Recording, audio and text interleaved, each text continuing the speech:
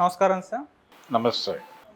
Sir, Chiranjeevi గారు చిన్న కూతురు శ్రీజ మొదటి భర్త శిరీష్ భరద్వాజ్ చనిపోవడం జరిగింది సార్. మరి తన చావుకు గల కారణాలు ఏంటి? మరి ఇప్పుడు అందరికి కూడా మీడియాలో చూసుకుంటే అప్పుడు జరిగిన ఘటనలన్నింటినీ కూడా రిమైండ్ చేస్తూ వస్తున్నారు. అప్పుడు ఏం జరిగింది, మీరేం చెప్తారు సార్ దాని గురించి? అంటే ఆయన లంగ్స్కి సంబంధించి, అంటే ఊపిరితిత్తులకు సంబంధించిన సమస్యతో ఆయన మరణించినట్టుగా చెప్తున్నారు. 2019లో ఆయనకి రెండో వివాహం అయింది. ఓకే. ఆయన తర్వాత ఎక్కడ న్యూస్లో లేడు. అయితే ఒక దశలో ఆయన రాజకీయాల్లో యాక్టివ్ అవ్వాలని అనుకున్నాడు. భారతీయ జనతా పార్టీలో చేరటము, తర్వాత దాంతో కొంతకాలం ప్రయాణం చేయటము జరిగింది. ఆ తర్వాత ఆయన రాజకీయాల నుంచి కూడా దూరం అయిపోయాడు. తన వృత్తి ఏదో చేసుకుంటూ అలా జీవనం సాగిస్తూ ఆయన వివాహం చేసుకున్నారు. కానీ ఆయన పేరు ఒకనొక సందర్భంలో తెలుగు రాష్ట్రాలలో, అప్పటికి ఉమ్మడి రాష్ట్రమే, ఆంధ్రప్రదేశ్లో జనాల్ని, ముఖ్యంగా చిరంజీవి అభిమానుల్ని కంగారు పెట్టింది ఆ పేరు, శిరీష్ భరద్వాజ్ అనే పేరు. ఒకరోజు సడన్గా టీవీ ఛానల్స్లో ఒక వార్త, అంటే ఒక బ్రేకింగ్ న్యూస్ మొదలైంది. అదేంటంటే ఆర్య సమాజ్ దగ్గర చిరంజీవి గారి రెండో అమ్మాయి వివాహము అని. అంటే ప్రేమ వివాహం, ఇది ఇంట్లో పెద్దలకి ఇష్టం లేదు, వారిద్దరూ వెళ్ళిపోయి పెళ్లి చేసుకుంటున్నారు, దానికి సంబంధించినటువంటి వార్త మరికొద్ది క్షణాల్లో అని చెప్పి అలా బ్రేకింగ్ వేసుకుంటూ ఫైనల్గా ఆవిడ మీడియా ముందుకు వచ్చింది. శ్రీజ, చిరంజీవి గారి రెండో కుమార్తె, మీడియా ముందుకు వచ్చి, నేను నా ఫ్రెండ్, తను క్లాస్మేటు, ఈ శిరీష్ని పెళ్లి చేసుకోవాలనుకుంటున్నాను, నేను ఆల్రెడీ మేము ఆర్య సమాజ్లో అన్నీ బుక్ చేసుకున్నాం, అక్కడికి వెడుతున్నాం. అయితే మీడియా ముందుకు రావడానికి, దీన్ని ప్రపంచానికి తెలియజేయాలనుకోవడానికి ఒక కారణం ఉంది. ఈ పెళ్ళికి మా ఇంట్లో వాళ్ళు వ్యతిరేకం, మేమిద్దరం ప్రేమించుకున్నాం కాబట్టి పెళ్లి చేసుకోవాలనుకుంటున్నాం. పెద్దవాళ్ళు అడ్డు చెప్పినప్పటికీ దాన్ని ఖాతరు చేయకూడదు అని కూడా అనుకుంటున్నాం. అందులో భాగంగానే మీడియాను ఇన్వాల్వ్ చేశాం. ఈ పెళ్ళి ఇష్టం లేనటువంటి మా పెద్దవాళ్ళు ఏదైనా విఘాతాలు కల్పిస్తారేమో అని మీడియాతో మాట్లాడుతున్నాం అని చెప్పింది. ఆవిడే మాట్లాడింది, అతను మాట్లాడాల ఆ రోజు. ఈ ప్రాసెస్లో పవన్ కళ్యాణ్ మీద కూడా విమర్శ చేసింది ఆవిడ. నేను మా నాన్నగారి గురించి కూడా బాధపడలేదు, కానీ మా బాబాయ్ ఎలా రియాక్ట్ అవుతాడో అనే దాని మీద ఎక్కువ భయపడుతున్నాను అంది ఆవిడ. ఆయన అంటే ఆ విషయాన్ని ఏ లెవెల్లో సీరియస్గా తీసుకుంటే ఆ లెవెల్లో దాడి కూడా ఉంటుంది అనే ఒక ఇంప్రెషన్ ఇస్తూ మాట్లాడింది ఆవిడ. ఈ మాట్లాడిన తర్వాతే ఆయన పోలీస్ స్టేషన్కి వెళ్ళి తన దగ్గర ఉన్నటువంటి లైసెన్స్డ్ వెపన్ని సరెండర్ చేశాడు పవన్ కళ్యాణ్. ఆ సరెండర్ చేసిన సందర్భంలోనే మొదటిసారిగా పొలిటికల్ అనౌన్స్మెంట్ చేశాడు Pawan Kalyan. Common man protection force అని ఒక సంస్థను ఏర్పాటు చేయబోతున్నాను నేను సామాన్యుల కోసం అనే ప్రకటన ఆ రోజు వెపన్ సరెండర్ చేసిన సందర్భంగా మాట్లాడుతూ చెప్పాడు ఆయన. పవన్ కళ్యాణ్ మీద ఆవిడ విమర్శ చేయటానికి, ఆ విమర్శని చాలామంది విశ్వసనీయతలోకి తీసుకోవడానికి ఒక నేపథ్యం ఉంది. ఆ నేపథ్యం ఏంటంటే చిరంజీవి గారి మొదటి కూతురు, పెద్ద కూతురు నిశ్చితార్థం, అది కూడా ఎవరితో, ఉదయ్ కిరణ్తో, హీరో ఉదయ్ కిరణ్తో నిశ్చితార్థం. ఆ కార్యక్రమానికి మీడియాకి ప్రవేశం లేదు, వాళ్ళ ఇంటి వేడుకగా దాన్ని నిర్వహించారు. ఎవరిని మీడియాని అలౌ చేయమని ముందే చెప్పారు. అయితే అక్కడికి చాలామంది సెలబ్రిటీస్ వస్తారు, అది ఎలాగూ వార్తే కాబట్టి కొన్ని ఫొటోస్ తీద్దామని క్రానికల్ గ్రూపుకి చెందినటువంటి ఆంధ్రభూమికి వెన్నెల అనే ఒక పేజీ ఉండేది, దానిలో సినిమా పేజ్. ఆ టీం వెళ్ళింది ఫోటోలు తీయటానికి. వెళ్ళి అందులో ఒకతను కెమెరాతో లోపలికి వెళ్ళాడు. వెళ్ళినప్పుడు అతను ఆపారు, ఫోటోలు తీస్తున్నాడు అతను ఆపారు. ఇతను మేము అపాయింట్ చేసిన కెమెరా కాదు కదా ఇది అని అన్నప్పుడు, ఇది మీడియా కెమెరా. ఎవరు అంటే ఆంధ్రభూమి అని చెప్పాడు ఆయన. పవన్ కళ్యాణ్ ఈ చర్చ అల్లు అరవింద్ గారితో జరుగుతుండగా పవన్ కళ్యాణ్ ఎంటర్ అయ్యి ఏమిటి అని అడిగి విషయం తెలుసుకుని అందులోంచి రీల్ బయట లాగేసి ఆ కెమెరాని ఇసిరేసి అతని మీద కొంచెం చేయి చేసుకుని ఈ హడావిడి అంతా జరిగింది. ఆ తర్వాత ఆయన క్రానికల్ ఆఫీస్ ముందుకు వెళ్ళి ధర్నా చేయటం అవి చూసాం మనం. అంటే మేము మీడియాకి ప్రవేశం లేదు అన్నప్పుడు మీరు ఎలా ప్రవేశించారు, ప్రవేశించినప్పుడు మేము ఇలా రియాక్ట్ అయినప్పుడు మా రియాక్షన్ని తప్పు ఎలా పడతారు మీరు అనే ఉద్దేశంతో ఆయన అక్కడ కూర్చున్నాడు వెళ్ళి క్రానికల్ ముందు కాలినడకన వెళ్ళి.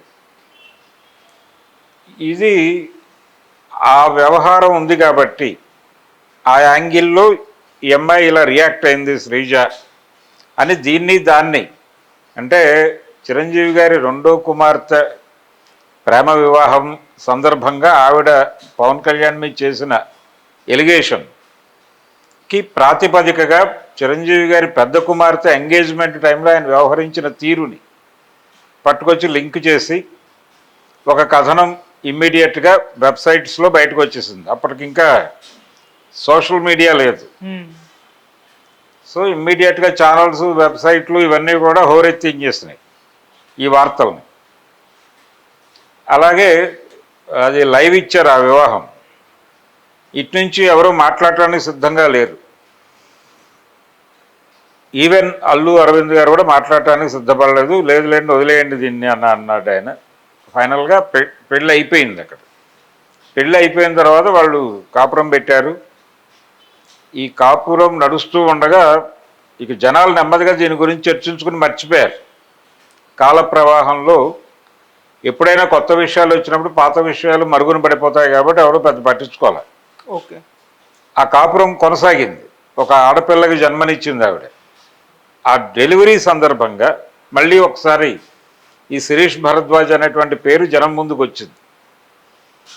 అప్పుడు జరిగింది ఏంటంటే కూతురు పుట్టింది వాళ్ళకి. ఆ బిడ్డని చూడటానికి చిరంజీవి గారి భార్య సురేఖ గారు ఆవిడతో పాటు అక్కడ ఏదైనా జరుగుతుందేమో అనే ఉద్దేశం కూడా ఉండుంటుంది వాళ్ళ బ్రెయిన్లో. అందుకని అరవింద్ గారిని తీసుకుని వెళ్ళింది ఆవిడ. అల్లు అరవింద్ అలాగే తన సోదరి అయినటువంటి సురేఖ చిరంజీవి గారి వైఫ్ వాళ్ళిద్దరూ కలిసి వెళ్ళారు. అల్లు అరవింద్ సురేఖ గారు కలిసి వెళ్ళి ఆ బిడ్డను చూశారు. ఈ ఇన్సిడెంట్ జరిగిన కొద్ది రోజులకే ఆవిడ అక్కడి నుంచి మకాం ఇక్కడికి మార్చారు చిరంజీవి గారి ఇంటికి. ఏమిటి విషయం అంటే రాజీ పడిపోతారనేది ఒక దశలో అందరూ అనుకుంది. అయిపోయింది, రాజీ పడిపోయారు, బిడ్డ పుట్టింది, ఇప్పుడు కలుపుకోకపోతారా కలుపుకోకుండా ఉంటారా అని అనుకున్నారు. చిరంజీవి గారి రెండో అల్లుడికి మొత్తానికి మెగా ఇంటి ప్రవేశము అని చెప్పి కూడా వార్తలు రాశారు వెబ్సైట్లో వాళ్ళు. ఫైనల్గా అది జరగల. అది జరగకపోగా ఆవిడ అక్కడి నుంచి వైండప్ చేసుకుని వెనక్కి వచ్చేసింది విత్ కూతురు కుమార్తెతో సహా ఇక్కడికి వచ్చేసారు. వచ్చేసిన తర్వాత నెమ్మదిగా బయట న్యూస్ రావటం మొదలుపెట్టింది. న్యూస్ అంటే ఈ శిరీష్ భరద్వాజ్ అనే అతనితో ఈవిడ విడిపోయారు అని శ్రీజ వాళ్ళు అనౌన్స్ చేయాల. ఇది వస్తున్నటువంటి క్రమంలో చెప్పారు, నిజమే అని నిర్ధారించారు. ఆ నిర్ధారణ తర్వాత మళ్ళీ ఫోకస్ అటువైపు షిఫ్ట్ అయింది, శిరీష్ భరద్వాజ్ వైపు. ఆ షిఫ్ట్ అయిన సందర్భంగా ఆయన పొలిటికల్ ఎంట్రీ భారతీయ జనతా పార్టీతోనే అనుకుంటున్నాను నేను. దానిలో మెంబర్షిప్ తీసుకుని ఏదో కొంత హడావిడి చేశాడు ఆయన. దేనికి ఈయన రాజకీయ మార్గం ఎంచుకున్నాడంటే చిరంజీవి నుంచి ఏదైనా ప్రమాదం వస్తుందేమో అనే ఉద్దేశంతో అనేది ఒక సమాధానంగా ముందుకు వచ్చింది. చాలామంది అదే చెప్పారు. నిజానికి చిరంజీవి నుంచి ప్రాణాపాయం ఉంటుందా లేదా అనేది వేరే గొడవ. విషయాన్ని అలా ఆలోచిస్తాడా ఆయన అని. అయితే అప్పటికే ఆ ఎపిసోడ్లో పవన్ కళ్యాణ్ బదనాం అయి ఉన్నాడు. ఆవిడ మూలంగానే, శ్రీజ మూలంగానే ఆయన చాలా వేదన చెందాడు. చిరంజీవి గారు అవన్నీ పట్టించుకోలేదు. ఫైనల్గా ఆ వివాహం అంటే డైవర్స్కి వాళ్ళు అప్రోచ్ అవ్వాల్సిన సందర్భం వచ్చింది. విడిపోయారు. విడిపోయిన తర్వాత అతను వేరే వివాహం చేసుకున్నాడు.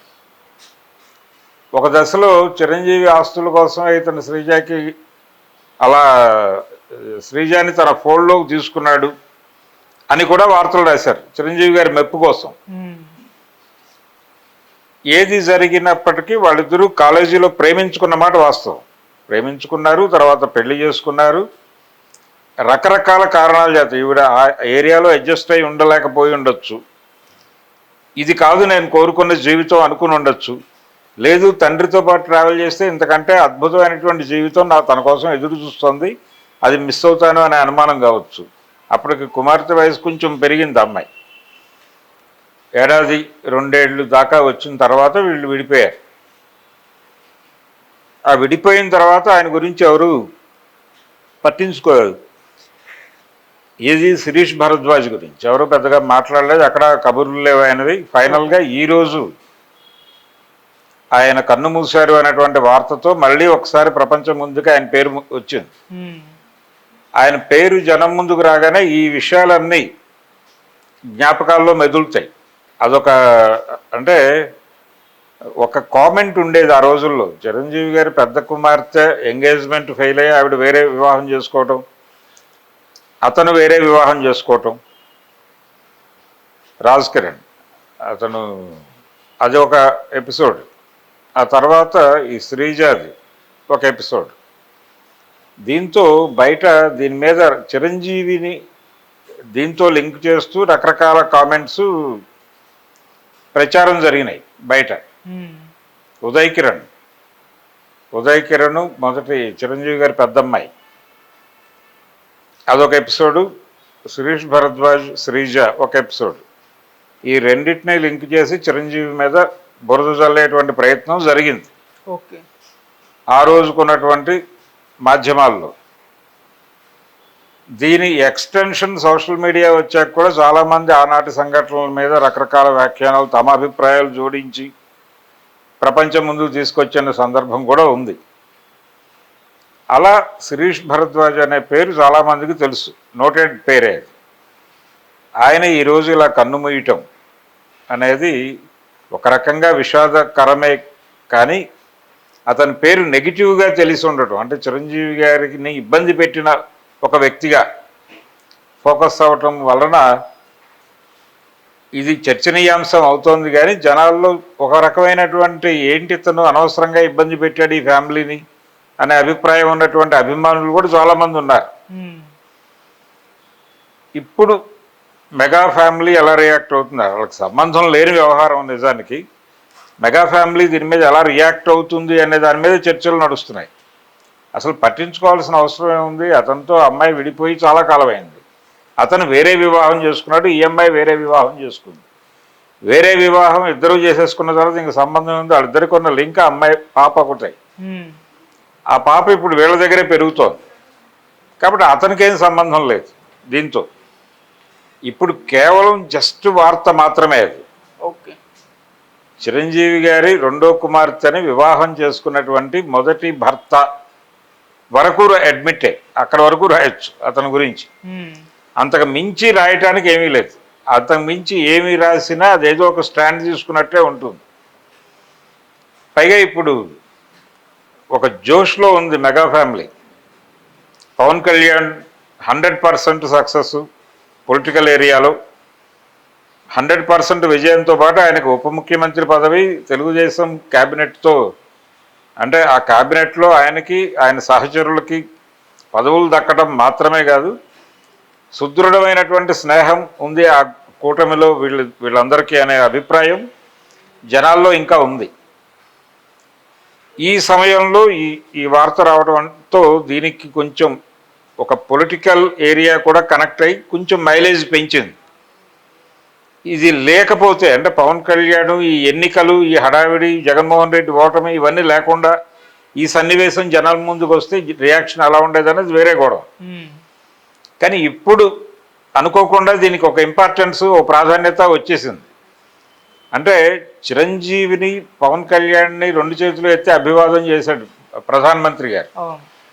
ఈ అకేషన్లో చిరంజీవి మీద ఏం మాట్లాడాలి, ఎలా మాట్లాడాలి, ఎలా దాడి చేయాలని వెయిట్ చేస్తున్న వాళ్ళందరికీ ఇది ఒక బ్రహ్మాస్త్రంగా దొరికింది. ఇది ముందు పెట్టి చాలా విషయాలు మాట్లాడవచ్చు. ఓకే, అది తప్ప ఆయన జీవితంలో ఇంకేదైనా, అంటే బిగ్ ఏరియాలో అతనే కలగన్నటువంటి ఏరియా ఒకటి ఉంది. అక్కడ విజయ పతాకం పాతటం కోసం ఇది ఈ పెళ్ళికి కన్విన్స్ అయ్యి ఒప్పుకున్నాడు. అతను నడిచింది ఆ ట్రావెల్. ఇప్పుడు కూడా అలాగే చూడాలి ఈ విషయాన్ని. అది టోటల్గా శిరీష్ భరద్వాజ్కి, చిరంజీవికి, శ్రీజాకి ఉన్నటువంటి ఒక లింకు. ఈ వార్త మీద మెగా ఫ్యామిలీ ఎలా రియాక్ట్ అవుతుందో మనం చూద్దాం. శిరీష్ భరద్వాజ్ మరణం బాధాకరమే. అతను పెద్ద ఏజ్ కూడా కాదు. ఏదేమైనప్పటికీ సడన్గా జరిగిన దాన్ని యాక్సెప్ట్ చేయాలి కాబట్టి యాక్సెప్ట్ చేస్తూ ఒక రకంగా వాళ్ళ ఫ్యామిలీ, అమ్మాయి వేరే మ్యారేజ్ చేసేసుకుంది, శ్రీజ కూడా.